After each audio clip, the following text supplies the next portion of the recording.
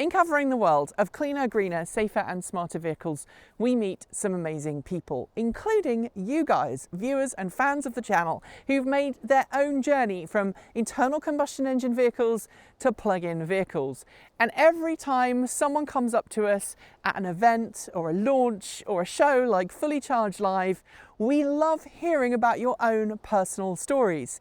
And it's something we've been talking a lot about on the channel. What would happen if we met up with some of those amazing people who've reached out to the channel and said, here's my wonderful story I just have to share, and actually give them some limelight, give them some time in front of the camera to share their own experiences. Because at the end of the day, you all know how I feel about cleaner, greener, safer and smarter vehicles, but you might not know how some of your fellow viewers feel. And today we've got a very special guest on the channel. He's going to be talking about his journey into the world of electric vehicles, and he's going to be telling you all about his very special Ford Mustang Mach E. Take it away, Doug.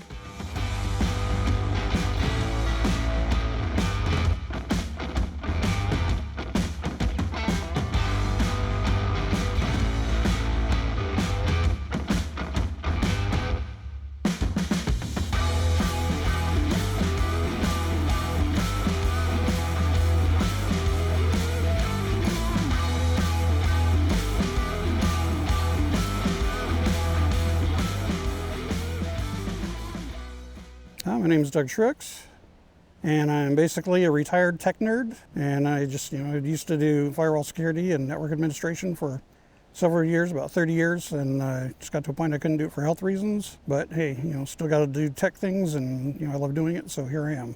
I've been looking at electric cars for about probably 25 years, and I've been driving everything from, Corvettes, diesel trucks, Ford Explorers, a lot of different big variance cars, Volvos, and none of them really satisfied me. They were either too noisy, too rough, just something was always missing, and I just couldn't put my finger on what it was. And the more I started looking at, wanting to get into renewable energy, I decided, okay, well, I'll go ahead and take the dive and, get myself a little Chevy Bolt. I looked at Teslas for many, many years, and, I just couldn't see getting into one of those right away, because I didn't even know if that was what I wanted. So I found myself a good deal on a 2019 Chevy Bolt. Paid cash for it, went down, picked it up, got rid of my gas car, and got my first electric and drove it home and loved it. The amount of tech in the car was quite surprising.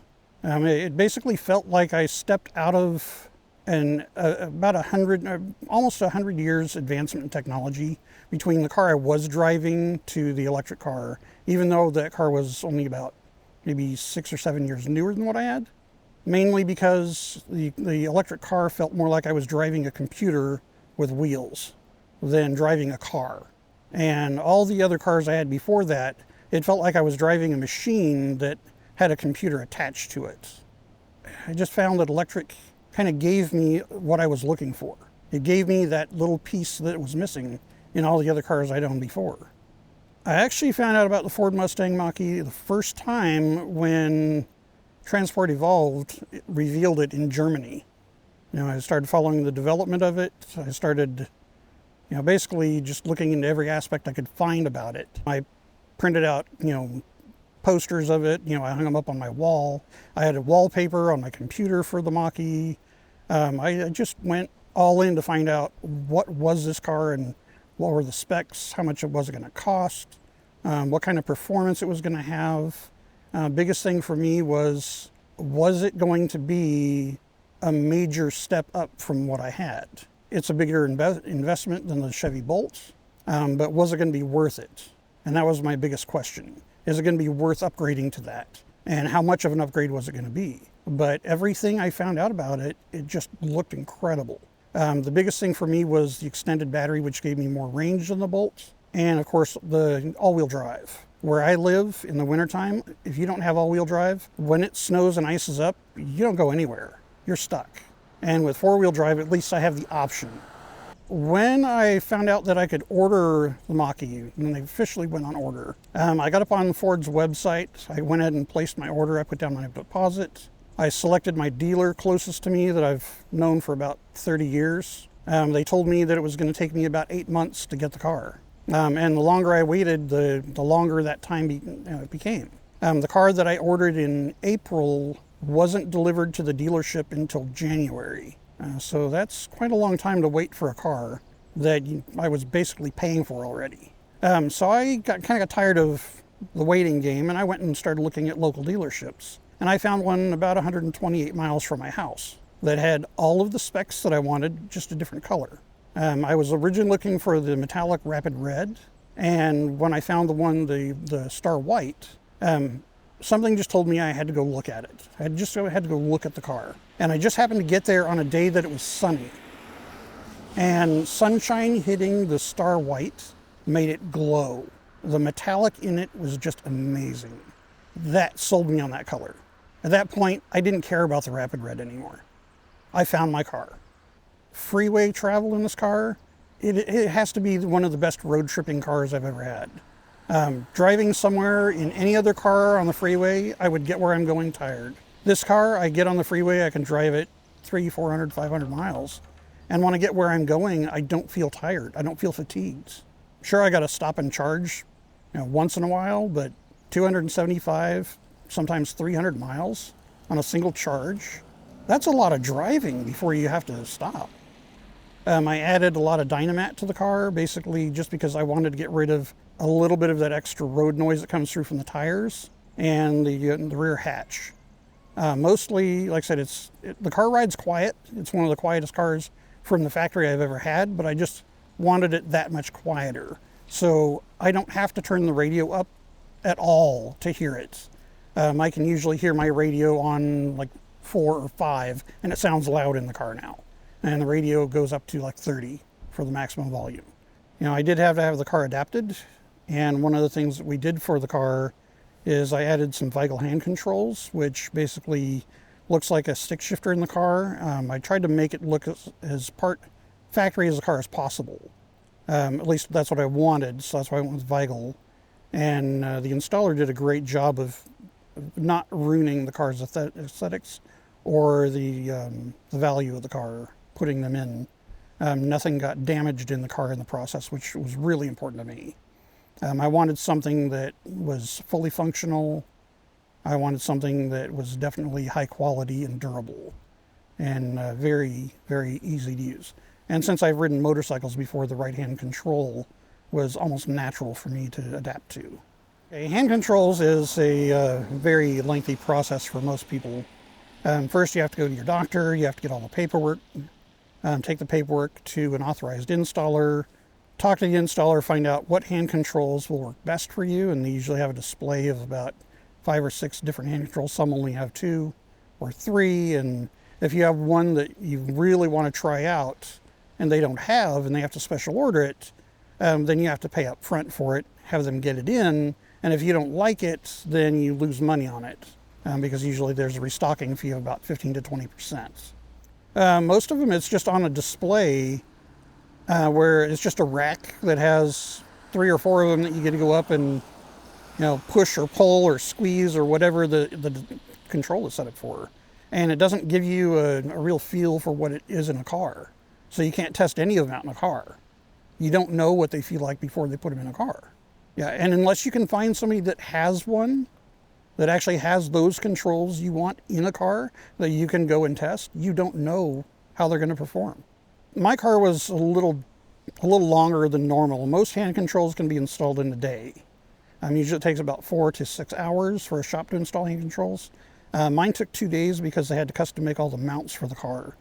Because this is the first Mach E that's had hand controls permanently installed in it. At least this style. So with hand controls, it takes a lot of adjustment with gas cars to get it exactly right. And if your installer doesn't get it tuned exactly to what you need, it doesn't work right. With an electric car, it's a lot easier because all the electronic systems sense how hard you're pushing the brakes, and if they need to press it harder, it will. The car's collision avoidance also kicks in and can take over. Regen braking is actually very easy with hand controls. What I do is I put the electric cars I've owned into one pedal driving. One pedal driving allows me to basically just apply throttle when I want throttle, and when I let off the throttle, it regens. If I want to coast, then I just keep a very light pressure on the throttle, and the car will coast. The charging cables are usually the biggest concern, because some of the charging cables, especially if you go to a 350 watt station, kilowatt station, that tends to be a really heavy cable. So far, I'd have to say the best places I found to charge that are most accessible for me would have to be probably Electrify America and EVgo. Those have had the best laid out charging stations. The charging parking spots are big enough that I don't have to worry about enough space to get out and get set up correctly. I've used a lot of ChargePoint 7 kilowatt chargers. They don't seem to have any problems as far as their accessibility, but some of them seem to be a lot tighter. I've run across some that their normal parking spots are very narrow, but the chargers are reachable. Some of them, if you can't get up into at least up a curb, you're not going to be able to reach the charger, so that has been a challenge for a few of them. The retractable cords that pull the cables back, that's usually not a problem because they offset the weight of the cable in a lot of ways. So unless I've got to stretch the cable a long way, those are actually very helpful because then I don't have to drag the entire weight of the cable across the ground and try to wrestle it up into the car. As far as accessible electric cars, it really depends on what your needs are. If you need a car that has a wheelchair ramp going into it, that would make it a lot more difficult because for those, they have to lower the floor in a lot of those cars, which is where the battery is. So that would make it a lot more difficult. So in that case, hybrids are probably the best option over a battery electric. If you're wanting a full electric and you can manage to do without a wheelchair ramp, then pretty much any car that you find easy to get in and out of can be modified to be drivable for you. If you're looking to get into EVs, I would say do it sooner than later. They will surprise you.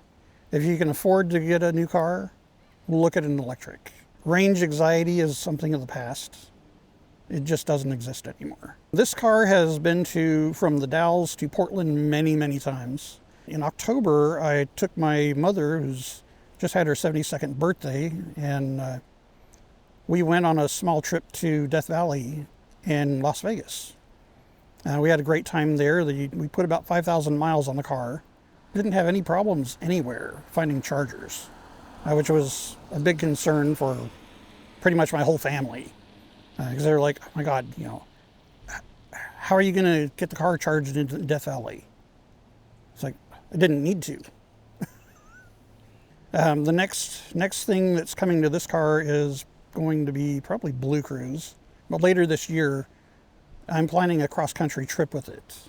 I'm going to grab my mom and we're just going to go visit family and friends in different states across the U.S. And we plan on going coast to coast with the car. So this car is probably going to have 8,000 miles on it in that trip by the time we get home. I think this car is going to be around for a while. Thank you so much to Doug for sharing his amazing story and his wonderful car. And if you'd like to see us share more stories like that, let us know in the comments below and we'll do our very best to bring them to you. That's it for today. If you like the video, be sure to give it a thumbs up and don't forget to leave your thoughts below or in our free to join Discord chat room. There are links in the video description.